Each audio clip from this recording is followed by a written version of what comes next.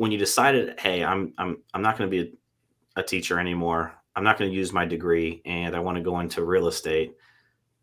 Doubters, supporters, kind of who did you have in your corner? Yeah, I would say I didn't necessarily have any doubters. I mean, at least not that I'm aware of. But my family, like I said, I have a lot of younger siblings. I've got, all my family here on my mom's side is here locally in the same town. I'm from a small town. So from high school on, I've always been very involved in the community, supporting whatever events in the community, sponsoring local athletics, the youth teams and things like that.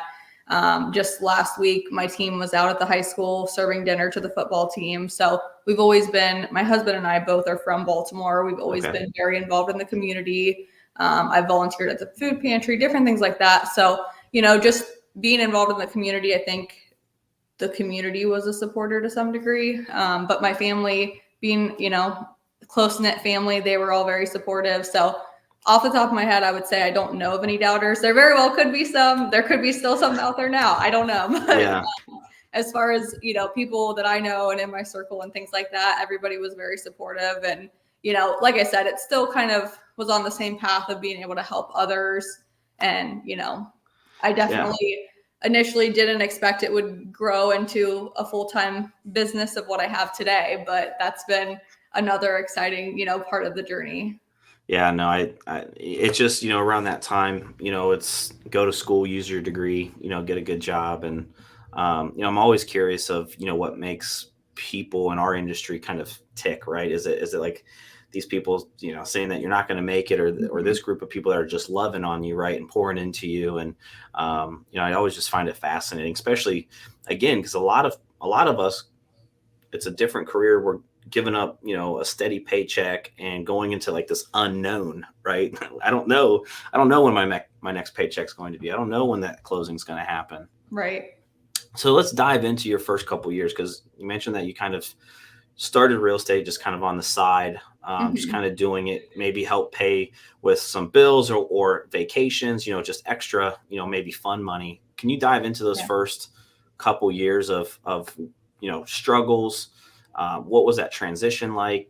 What part of your business did you focus on most?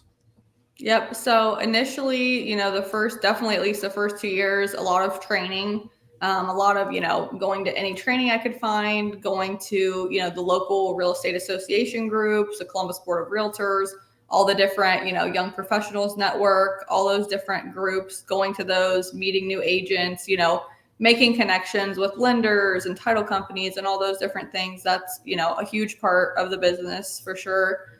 Just connecting with other agents and different things like that. So that was a big part of it, but definitely the training, you come out of classes and you don't even know how to write a contract. That blows my mind to this day. But yeah, a lot of learning goes into it. And then just kind of, trial and error. Some of the classes that I went to when I first got my license, I started at Keller Williams. So they have the bold and different classes like that.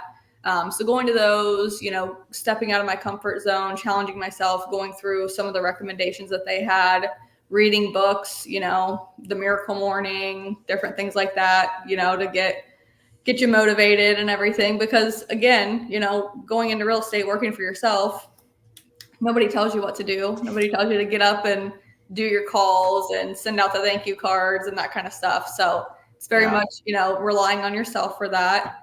But also, again, obviously, like I said, the first year wasn't super successful. Each year it's grown.